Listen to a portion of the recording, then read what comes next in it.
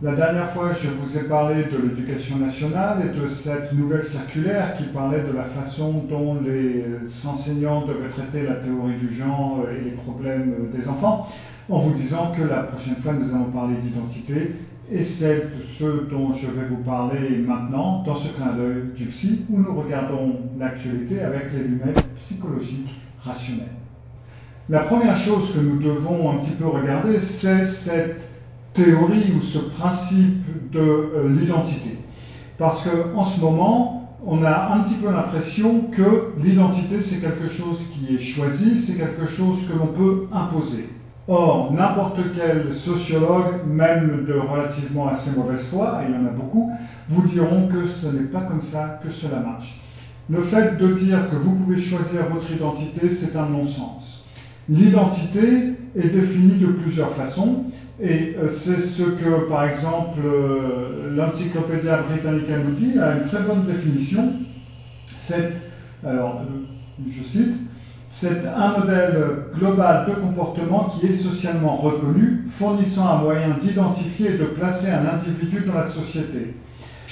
Ça, c'est l'une des définitions. Vous pouvez aussi trouver sur Wikipédia quelque chose d'approchant qui va vous dire, outre les définitions de l'identité subjective, c'est-à-dire l'identité que la personne a d'elle-même, identité pour soi ou personnelle, se rapprochant plus ou moins de celle présentée en psychologie, la sociologie propose également des définitions de l'identité sociale. Identité pour autrui à travers des classifications des statuts sociaux ou professionnels, une identité dite objective. Votre identité, ce n'est donc pas les vêtements que vous portez, ce n'est pas la musique que vous écoutez, ce n'est pas vos préférences sexuelles, quelles qu'elles soient, et même les plus fantaisistes qu'il y a en ce moment, et ça ne peut pas non plus être le genre que vous vous attribuez. Votre identité, c'est plus que ça, et c'est également quelque chose qui est composé de quelque chose d'extérieur. Votre identité a besoin d'être acceptée socialement et renforcée même par l'entourage, donc dans ce cas-là, la société, les autres, pour pouvoir faire partie, pour pouvoir être votre identité. Vous ne pouvez pas, personne ne peut imposer son identité à qui que ce soit. Et c'est en fin de compte assez logique parce que c'est de cette façon que la société évolue, c'est-à-dire qu'en nous plaçant, en faisant notre identité, en composant notre identité en accord avec l'environnement, nous trouvons notre place, nous trouvons notre rôle, et la société peut de cette façon évoluer petit à petit dans une ou l'autre direction. C'est-à-dire que les identités que nous avons en ce moment, en tant que personnes, elles sont le fruit de plusieurs décennies et des âges, des éternités de travail et de combat et de tout ce qui a été fait pour nous mener jusqu'au point où nous sommes menés. Ça n'est pas parce qu'un jour quelqu'un a dit « je me définis comme un homme » et un homme c'est comme ça et maintenant vous n'avez plus qu'à l'accepter. Parce que ça ne marche tout simplement pas comme ça n'a jamais marché comme ça. Donc l'évolution de l'identité, parce que bien entendu ça évolue et ça change un petit peu, ça se fait en corrélation avec l'environnement et avec la vie extérieure, etc.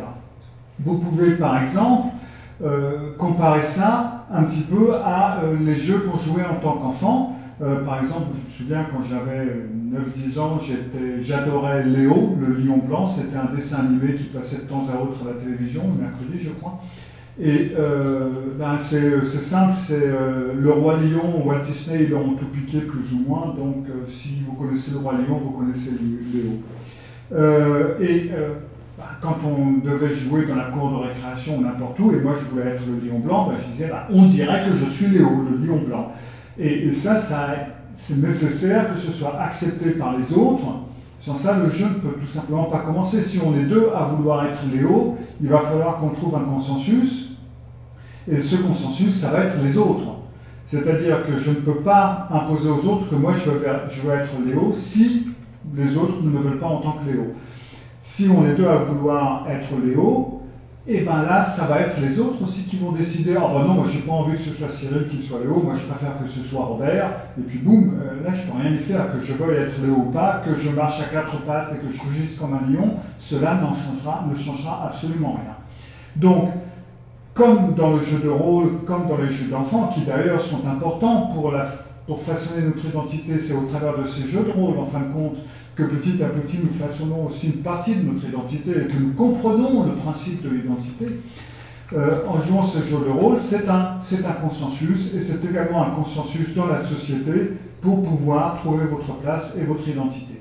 C'est la même chose qui doit se produire quand on devient adolescent, puis après dans l'âge adulte, c'est que on continue à évoluer, à développer notre identité en accord avec le monde extérieur. Il n'y a aucun moment où nous pouvons imposer quoi que ce soit par rapport à notre narcissisme.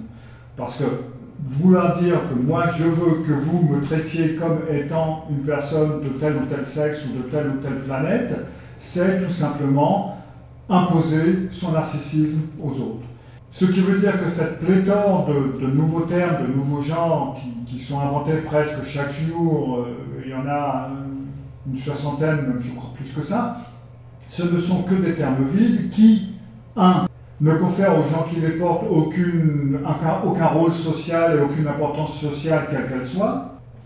2, ça perturbe les autres parce qu'ils ne savent pas, c'est ce qu'on va voir avec les enseignants, ils ne savent pas comment agir ou réagir ou se comporter vis-à-vis d'une personnalité qui ne fait pas partie du consensus. Je veux dire, c'est pas quelque chose où tout le monde s'est mis d'accord et où il y a des preuves scientifiques ou ce que vous voulez qui vous ont porté à reconnaître certaines choses. Non, c'est quelque chose qui tout d'un coup est imposé à partir du narcissisme d'une personne et tout d'un coup, les autres doivent savoir comment réagir, comment interpeller, comment parler à... Enfin bref, donc 2, c'est quelque chose qui perturbe totalement l'environnement et qui n'est pas dans le consensus.